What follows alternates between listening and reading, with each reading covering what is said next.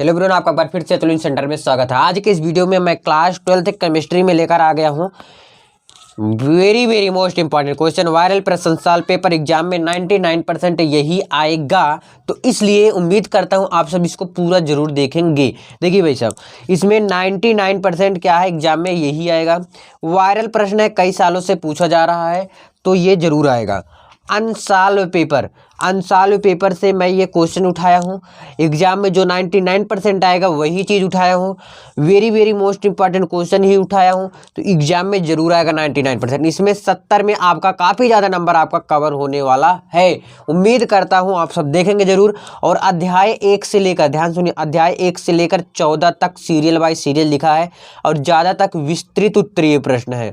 कौन सा? विस्तृत उत्तरीय प्रश्न है, ठीक है। ये क्वेश्चन है और ये ज़्यादा नंबर लेकर आने वाले हैं, तो इसलिए क्लास 12th केमिस्ट्री में वेरी मोस्ट इंपॉर्टेंट क्वेश्चन जरूर देखेंगे। उम्मीद करता हूँ 40 क्वेश्चन तक है। 40 क्वेश्चन में आप देख लेना 10 क्वेश्चन आना तय है, तो इसलिए लास्ट तक लिखना। और एक बात, आप सब क्वेश्चन लिख लीजिएगा। क्वेश्चन लिखने के बाद जो भी क्वेश्चन नहीं आता रहेगा, सिर्फ क्वेश्चन नंबर डाल दीजिएगा। मैं देखकर उसका आंसर उसके अगले दिन या तो आज ही शाम को दे दूंगा, नहीं तो अगर नहीं दूंगा तो बता दूंगा कि कल ही दिया था, ऐसे बता दूंगा। या जाके आप सर्च भी कर सकते हैं ना। पहला क्वेश्चन, पहला है क्लास 12th केमिस्ट्री में एससीसी बीसीसी एफसीसी की संकुलन दक्षता ज्ञात करो। देखिए ये आता है और एक नंबर में पूछ लेता है एससीसी की संकुलन दक्षता, बीसीसी की संकुलन दक्षता, एफसीसी की संकुलन दक्षता।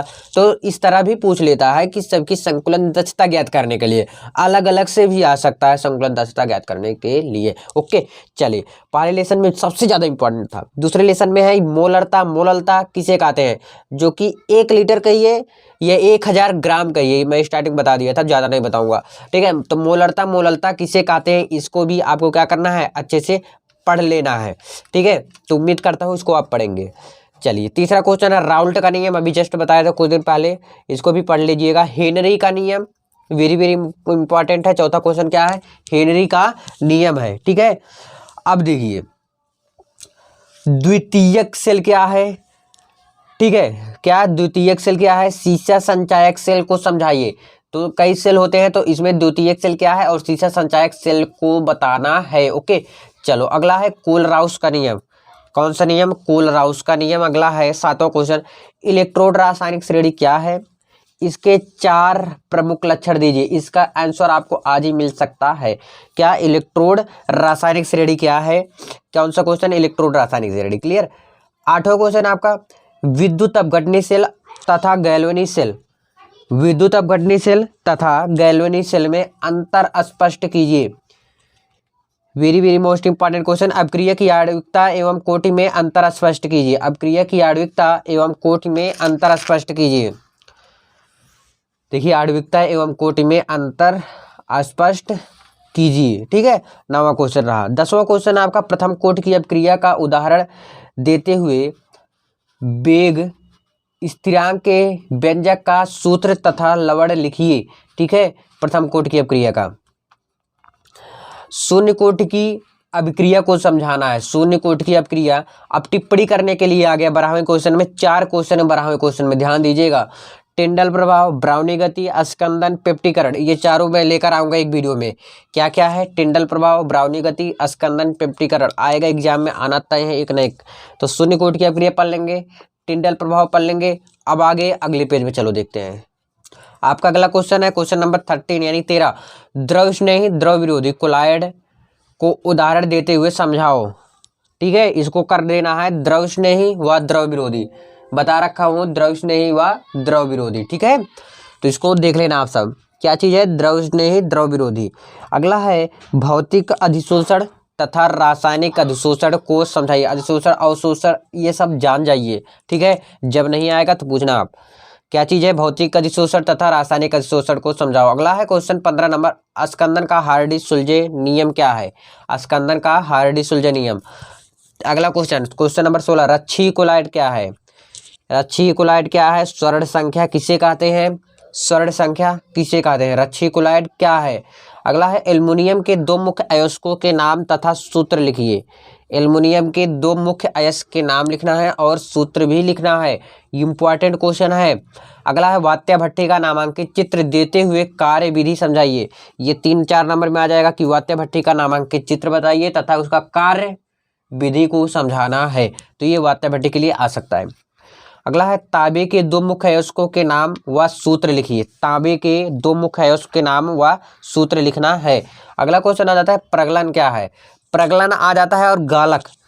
तो प्रगलन क्या है, कॉपर के निष्कर्षण में किस गालक का प्रयोग होता है, ये समझ लेना कि प्रगलन क्या है, कॉपर के निष्कर्षण में किस गालक का प्रयोग होता है। और ऐसे भी आ सकता है कि गालक क्या होता है, ठीक है। अगला है हैबर विधि द्वारा NH3 के औद्योगिक निर्माण का वर्णन करना है। किसके द्वारा, हैबर विधि द्वारा, जो कि मैं बता रखा हूँ।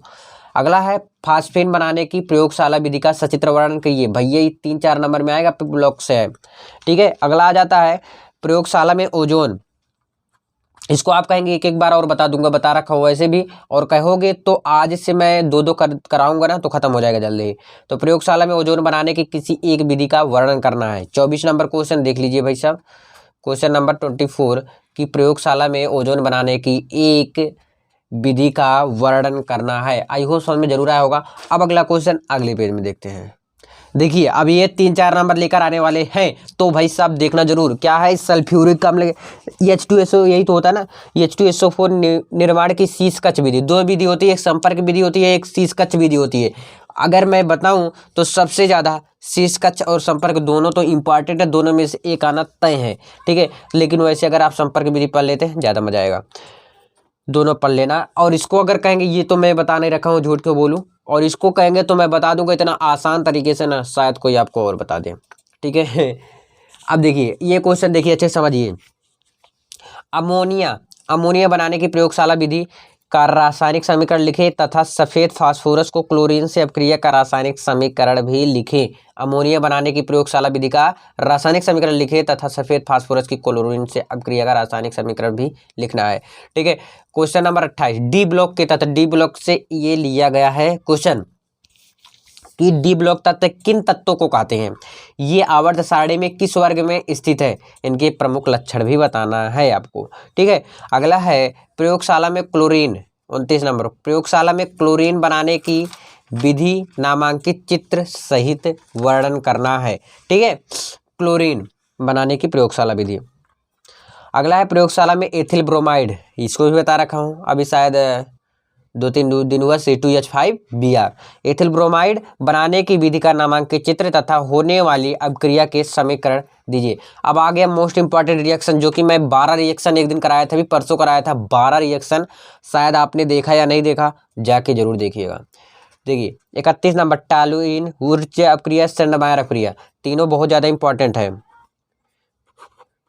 वेरी मोस्ट इम्पॉर्टेंट, ठीक है, सेंडमायर अपक्रिया। तो अब चलते हैं अगले पेज में।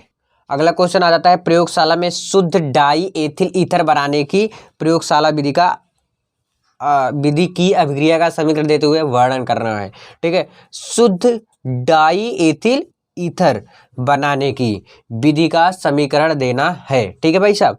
ये अगला क्वेश्चन देखिए, प्रयोगशाला में शुद्ध एसीटोन बनाने की विधि का सचित्र वर्णन करना है। क्या करना है, शुद्ध एसीटोन बनाने की प्रयोगशाला विधि का वर्णन करना है। क्वेश्चन नंबर 35 है, ठीक है। प्रयोगशाला में शुद्ध एसीटोन बनाने की प्रयोगशाला विधि का सचित्र वर्णन करना है। अगला क्वेश्चन आ जाता है फॉर्मेल्डिहाइड बनाने की प्रयोगशाला विधि का वर्णन करना है। फॉर्मेल्डिहाइड बनाने की प्रयोगशाला विधि का वर्णन करना है। क्वेश्चन नंबर 36 है। क्वेश्चन नंबर 37 है, शुद्ध एसिटल्डिहाइड बनाने की प्रयोगशाला विधि का वर्णन उपकरण के रेखा चित्र के साथ कीजिए। मैं क्वेश्चन देखो कैसे लिखा हूं, 3-4 नंबर से कम लेकर आने वाले नहीं है भाई साहब, तो इसको भी कर लेना है। अगला क्वेश्चन है डाएथिल एमीन बनाने की प्रयोगशाला विधि का वर्णन करना है।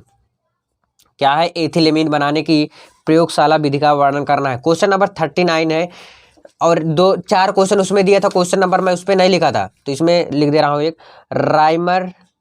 राइमन टीमन कहीं रहता है, कहीं राइमर टीमन रहता है ना, अभिक्रिया। और भी क्वेश्चन अगर आप कहेंगे तो मैं लेकर आऊँगा, और यदि आप चैनल पर फर्स्ट है तो सब्सक्राइब करिए या ना करिए, अगर पसंद आए तो लाइक तो भाई ज़रूर कर दीजिए, ठीक है ना, लाइक कर दीजिए इतने क्वेश्चन लिखने के लिए सिर्फ, ठीक है ना। तो प्लीज़ ये वीडियो जरूर लाइक करिए, मिलते हैं नेक्स्ट वीडियो, बस सिर्फ मचाते रहो।